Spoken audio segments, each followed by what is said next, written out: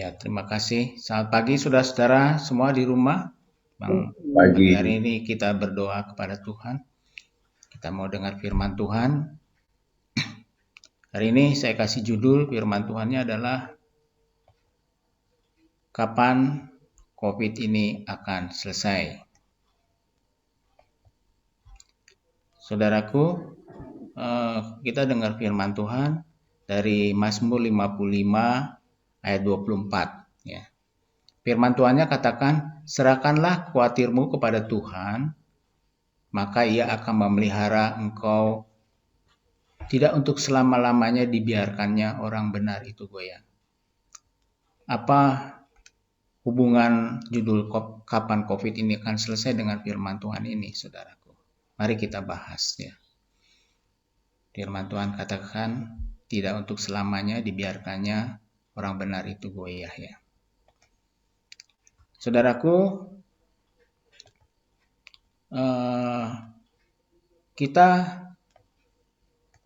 pernah kita dengar kalau kita lagi doa pagi-pagi ini, ada orang meminta kepada Allah supaya COVID ini segera berhenti atau selesai. Ternyata sudah 2 tahun COVID ini nggak berhenti-berhenti, malah dia semakin menggila saja di negeri ini ya.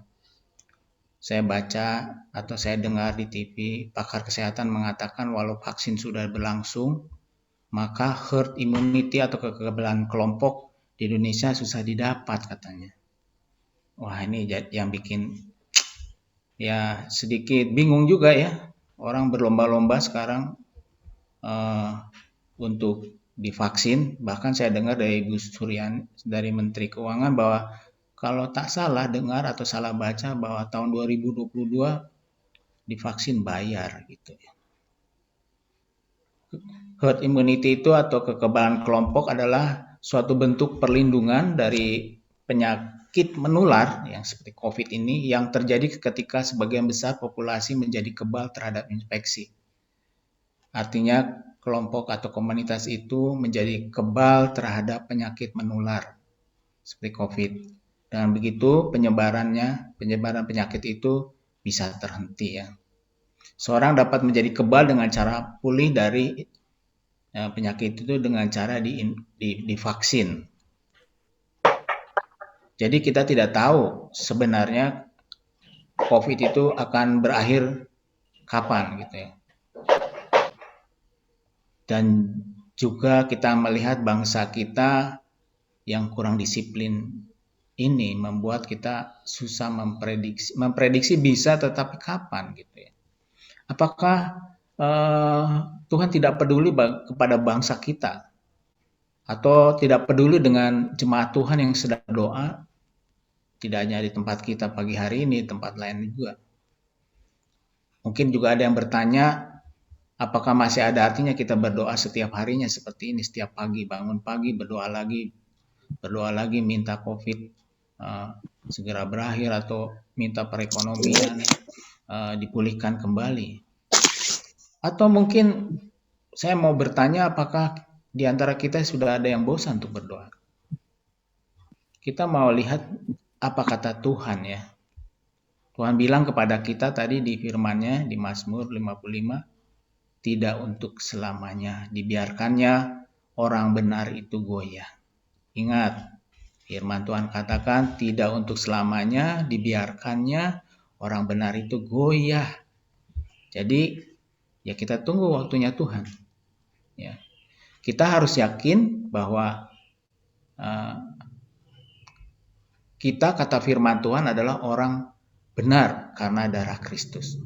Tadi dikatakan tidak untuk selamanya, selama-lamanya dibiarkannya orang benar itu goyah. Anda dan saya tidak dibiarkan begitu saja oleh Tuhan karena COVID yang kelihatannya nggak mau selesai-selesai ini.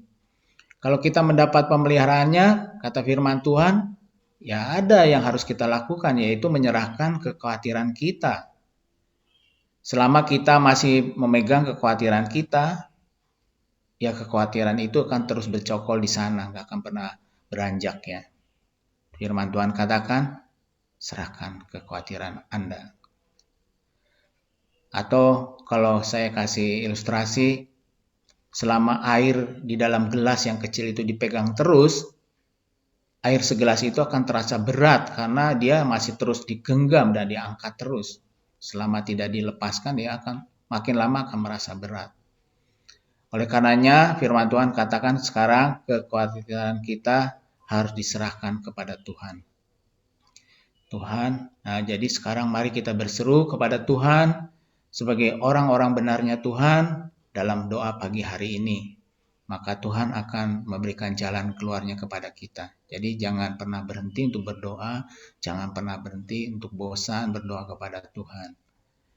Nah, saya ada lagi juga mau bagikan firman Tuhan ya. Kita boleh baca di di Markus 14 ayat 38. Firman Tuhannya berkata, berjaga-jagalah dan berdoalah supaya kamu jangan jatuh ke dalam pencobaan. Roh memang penurut, tetapi daging lemah. Markus 14 ayat 38. Jadi saudaraku,